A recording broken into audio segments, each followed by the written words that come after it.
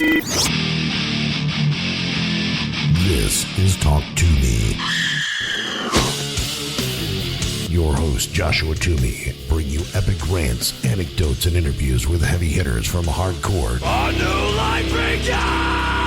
to hair metal.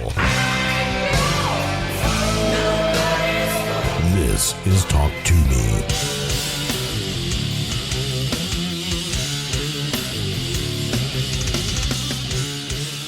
What is up, everybody? Welcome into Talk To Me. This is episode 240. The guest this week is the mighty Andreas Kisser of Sepultura. They have a new album out, February 7th, on Nuclear Blast Records entitled Quadra.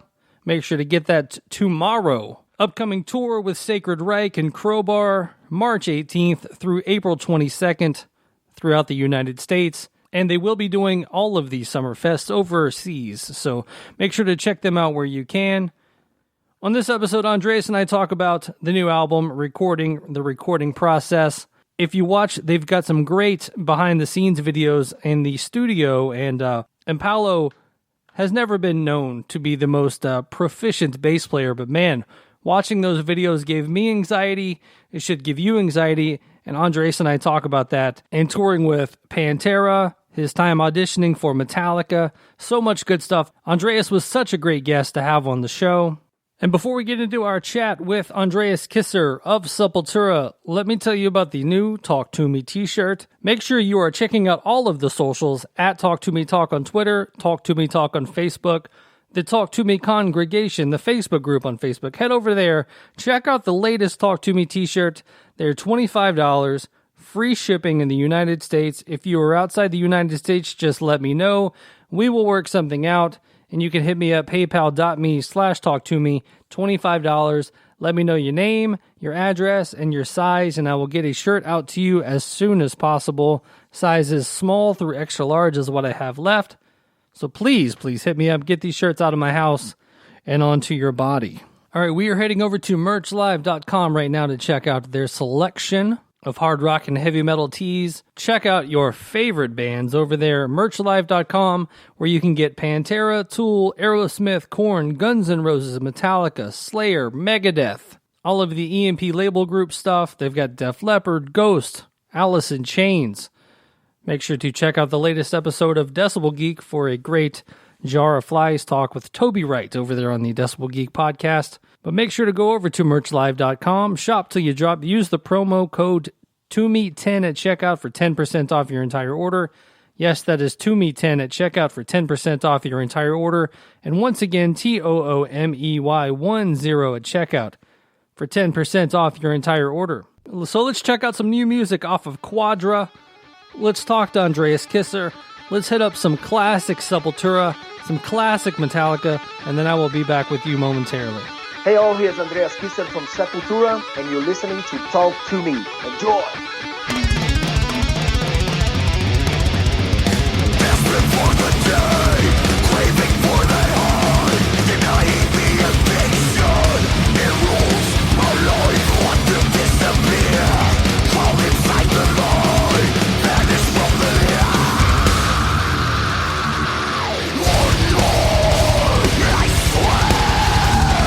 Last time again, I don't need this. Can hear myself. One more,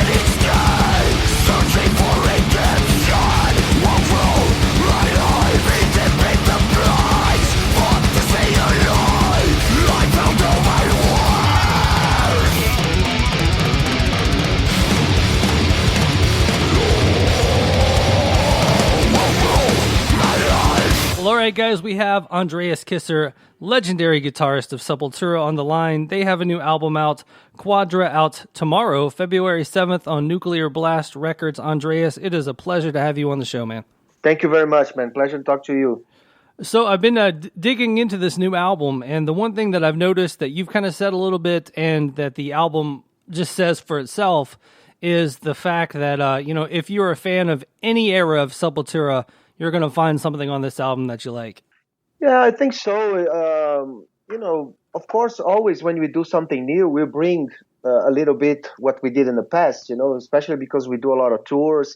We develop the songs on stage and, meet new people, new bands and new influences and stuff. And we always adding something, bringing something new for something that we already did. This Quadra was very much influenced for what we did on Machine Messiah. That's why we repeated the whole process, working with Jens Bogren again. We went to Sweden to use the same studio, same producer and everything, because the experience working on Machine Messiah and the reaction we got was very positive. We were very satisfied with the result and the touring and everything, So the idea was to develop even further, all the ideas that we explored on Machine Messiah. And because of the concept, Quadra, the numerology and geometry, all that stuff that was really the starting point of the concept, of everything. We divided the album in 4 parts, like a double vinyl release, let's say, like side A, B, C, and D. Mm-hmm. And each side of the album, we brought some of the characteristics, elements of the Sepultura career, like the first part of side A, it's more connected to the thrash era, the old school days of Sepultura.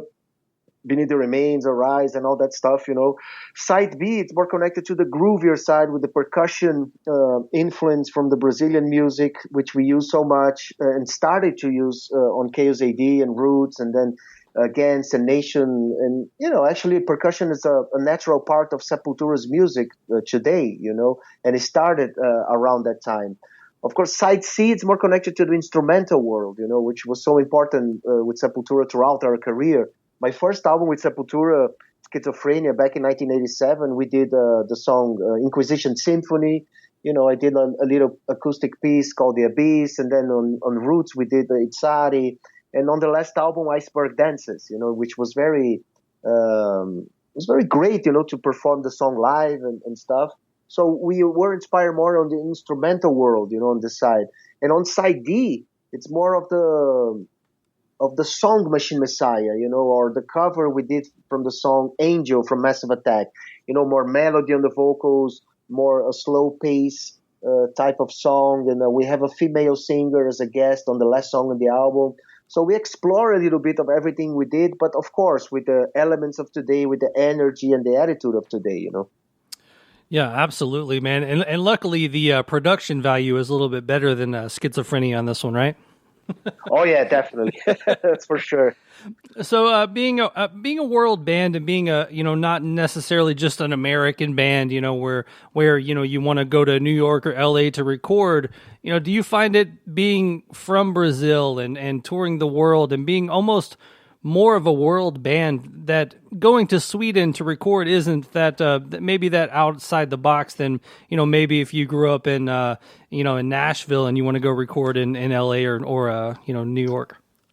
Yeah, I guess so. I mean, we did albums all over the place. Of course, we started here in Brazil with a very poor technology and stuff. And the first album we did with an American producer, Scott Burns. He flew down to Brazil. Yeah, he came down from Florida to Brazil to work in the best studio that we could find in Rio. Was one of the great studio there. And then we went to Florida to record at the Morris Sound Studios. We recorded Rise there. Wow. And then Chaos AD, we went to Wales, South Wales, to record at the Rockfield Studios, which is a legendary studio where Black Sabbath recorded and Queen recorded A Night at the Opera, and among others. It's a fantastic, iconic studio that we record Chaos AD there.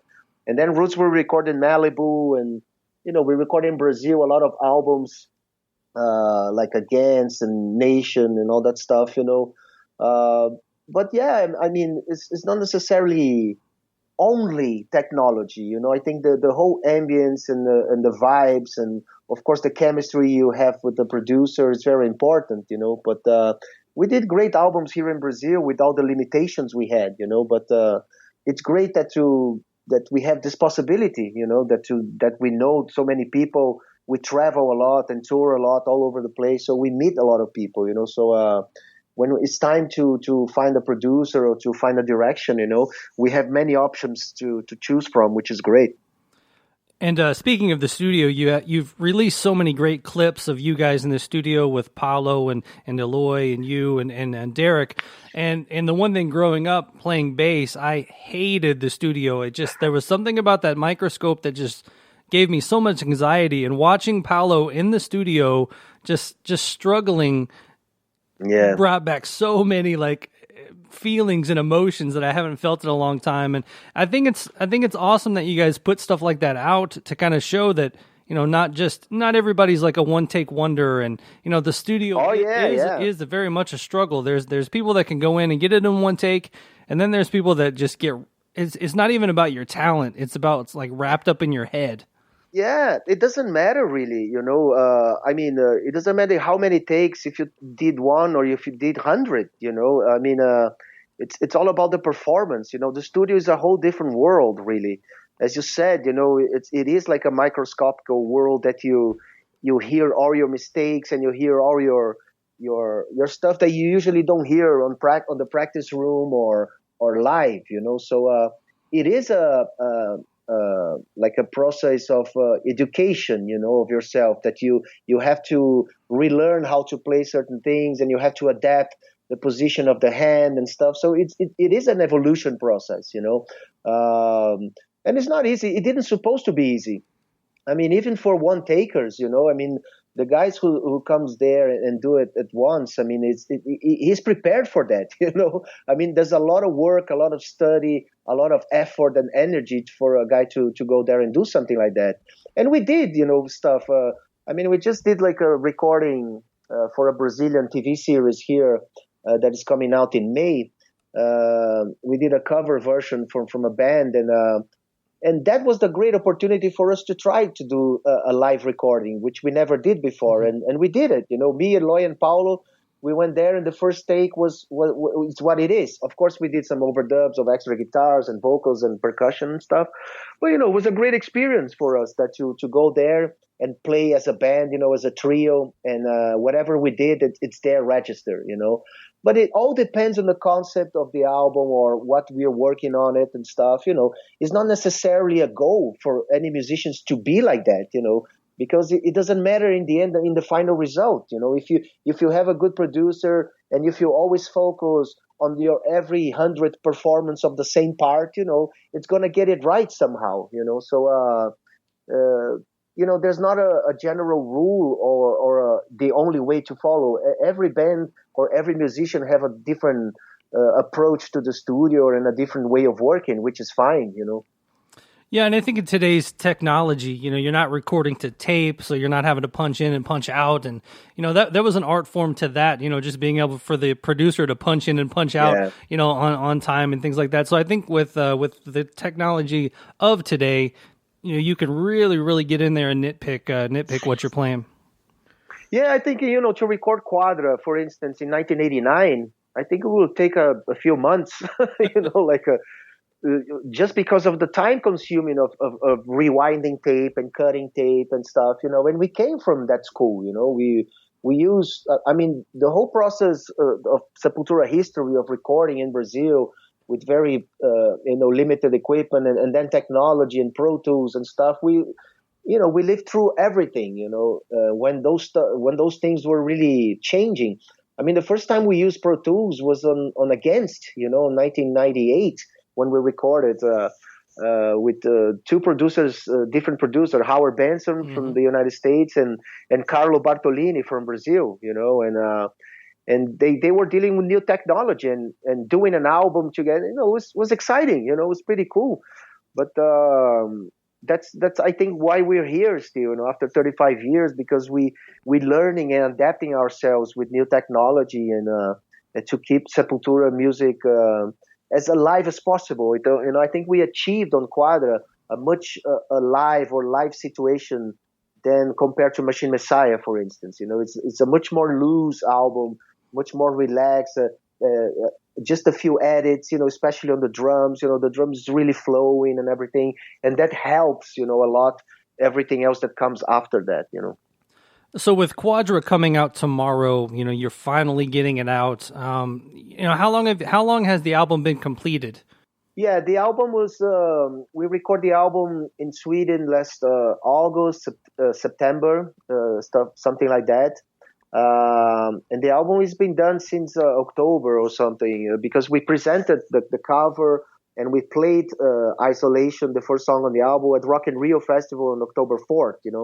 That's where we had to deliver the masters and everything. So since October, everything is ready and to go. And yeah, finally tomorrow is out. It's like the anxiety and all the great feedback that we've been having so far, from Isolation and Last Time, and also the artwork for the cover. Everything's been very positive. So it's really exciting. It's been a long time that we don't have such an amazing response for singles, for something that it did even come out yet, for the whole album. But, we had already a North American tour announced, amazing festivals in the summer in Europe, in June, July. So, and always going to start tomorrow, so it's going to be great.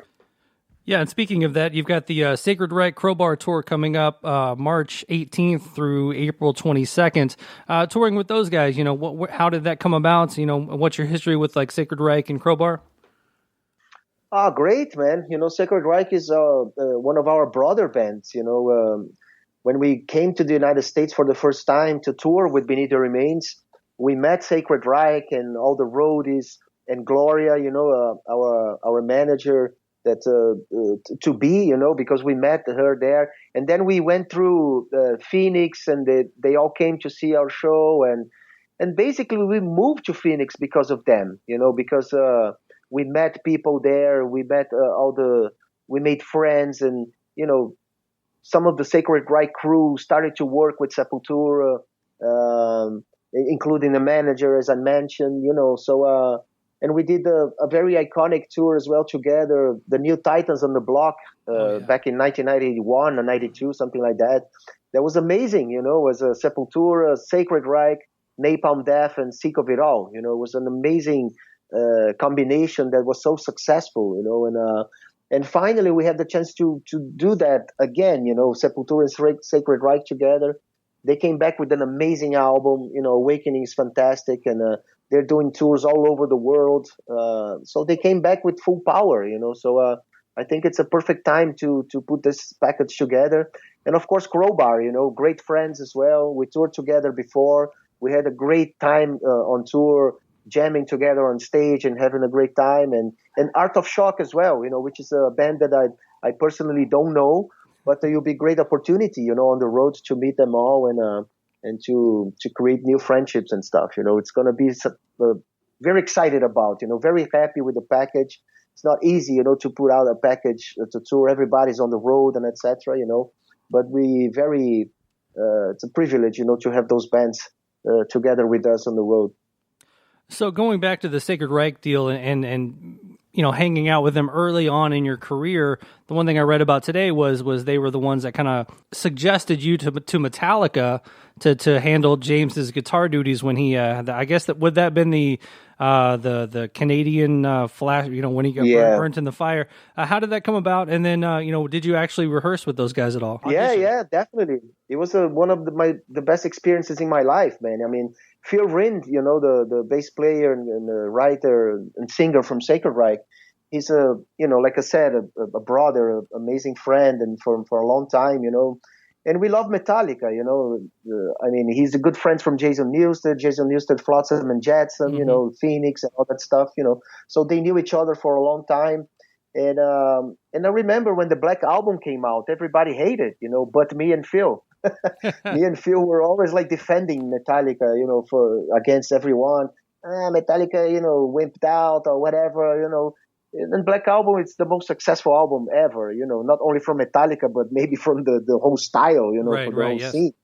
and it's an amazing, fantastic album that really changed the whole metal world for better, and but people around that time I remember even Pantera, talking shit about on stage, Oh, because yeah. of Metallica and everything and stuff, but anyway, me and Phil, we always defended Metallica, and I always loved to play covers, that's my school, I play everything from Judas, Black Sabbath, Metallica, Slayer, that's how I develop, the way I play thrash metal and everything. And when this accident happened, Metallica really opened possibilities for musicians all over the world, to do, which I thought was amazing, opportunity, they opened for Friends, they opened for Metallica cover bands, to go to Denver, where they were rehearsing. Hmm. And, Phil Rin talked to Jason Newsted, talked about me, and, told him that I could play a lot of the Metallica stuff. And, and anyway, I mean, they opened a space and time for me, so, after Jason talked to Phil, next week I flew from Brazil to Denver. A limousine was there waiting for me, and I went straight to the practice room.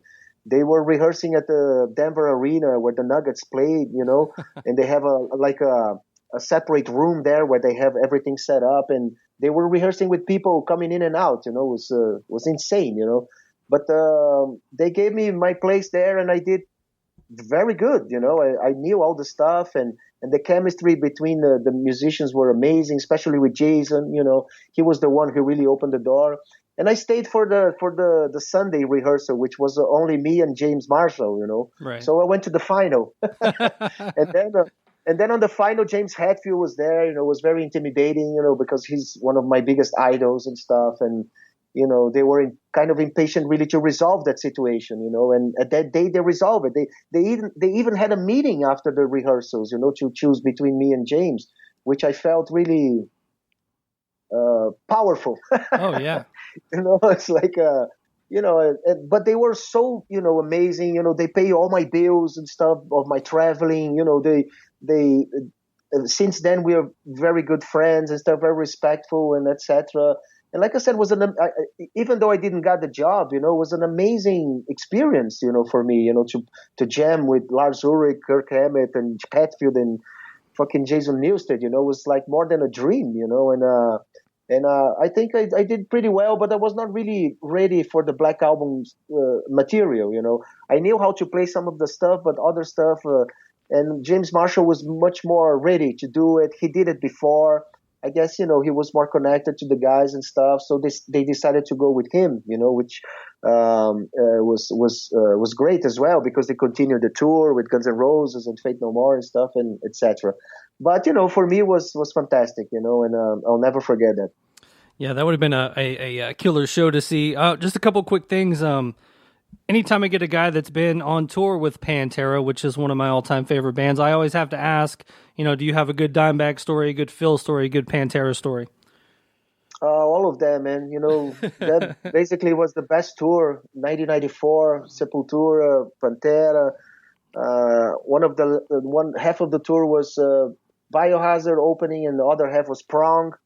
And during the World Cup, in the United States, 1994, and Dimebag was one of the most amazing guys, not only on stage, but off stage as well.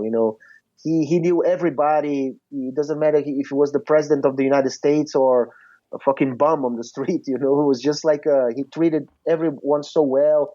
Everybody was really felt home around him and around everyone. And of course they always trying to create a joke or a prank, on stage, and Dimebag was very creative on that aspect as well, But he always tried to do something. We called them on stage to play Kiowas, all the percussion and stuff, and he always create like a special, visual effect when he came on stage with fireworks and extra lights and all that stuff, So it was always fun being around with them, and I learned so much, not only. I played walk with them every night too. It was a fantastic experience for me to feel that sound, that fucking powerful, beautiful unit that Pantera was on stage, And we had a great time together. It was a fantastic period of of our career, and we feel so privileged we had that opportunity, with Vinny and Dime. They're gone, and we had that opportunity and privilege to be with them, Yeah, one of my, I guess, regrets in music was you guys had to drop off the tour for a few shows, and that was one of the shows that I went to. So all I got to see that day was Pantera and Prong, which was still great. But I was such a huge fan of you guys at the time too. I know. I was so disappointed, man, with that because Max had something in his knee and stuff, and in retrospective, I mean, we should go on fucking stage in a wheelchair. What the fuck, man? I seen so many musicians with clutches and stuff. Actually, we played with Ozzy and Alice in Chains and Sepultura in 1992 on the No More Tears tours and stuff. No More Tours #1, and Lane Stanley was with his broken foot, and he went on stage with a wheelchair and stuff, and did an amazing show. But anyway, I mean, we were in different times and stuff, and we cannot change that now. Absolutely, man. Well, I can't let you go without asking you one last thing, and that's about Gloria's comments lately. The fuck you, it's hard for you guys to move on comments. I kind of thought they were a little bit out of left field, and I just wanted to kind of get your rebuttal on them. No, I have no comments about. We're just talking about Quadra, Okay. We're here now. We are here now. All right, well, very cool, man. Well, Quadra comes out tomorrow, February 7th, Nuclear Blast Records. Andreas, it is an absolute pleasure to get to talk to you after all these years and being such a big fan, man. And take care, all that good stuff. And where's the best place for people to go online and follow Sepultura and then obviously purchase the new album? Yeah, I mean, we have the Facebook page, official Sepultura, right? Sepultura Facebook. We have sepultura.com.br, which is our official website. And there you can find all the directions to our record label and pre-orders and all that stuff.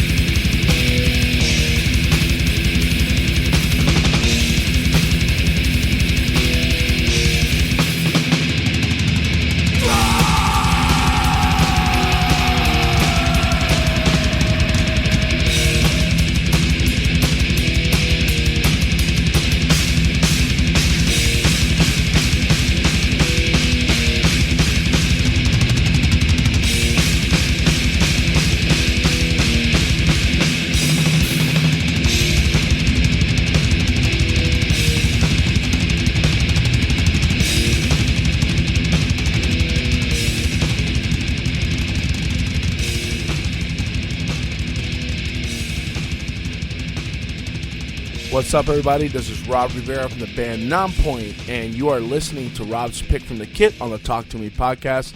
Thank you very much for tuning in each week and supporting Joshua on his podcast, who he's had me here quite a few times, a lot of my friends, and a lot of people have such love for Joshua. We need to get him on my podcast, which is actually called the Robcast Podcast. You can find us on Instagram and Facebook at Robcast Podcast. You can send us an email at robcastpodcast@gmail.com.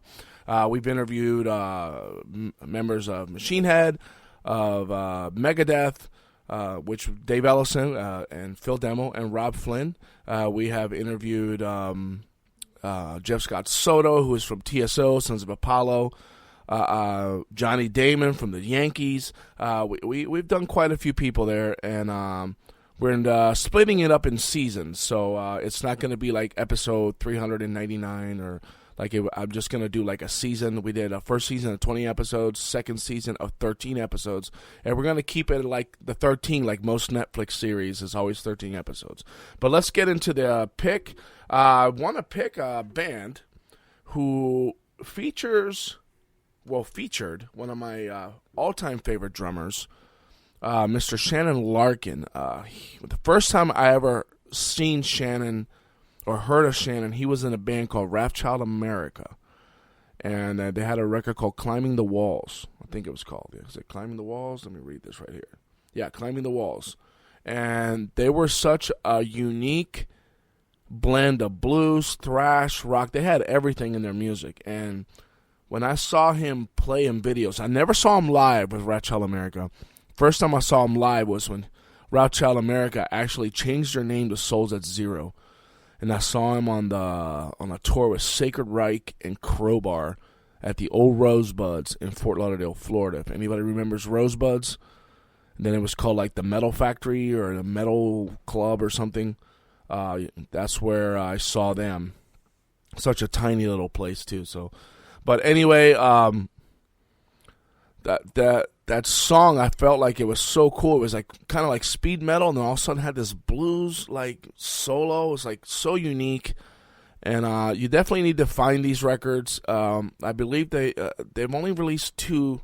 The other one was 3D, which was their second one. I don't think they released another one because that's when they changed their name, because they were getting pressure from this band called Wrathchild from the UK, which is a total glam band.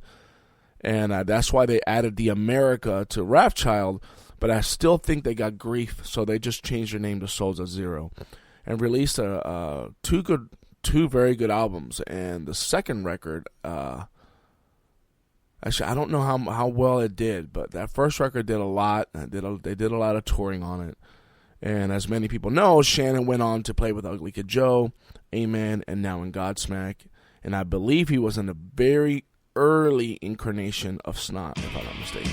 So anyway, here is Wrathchild America with Climbing the Walls.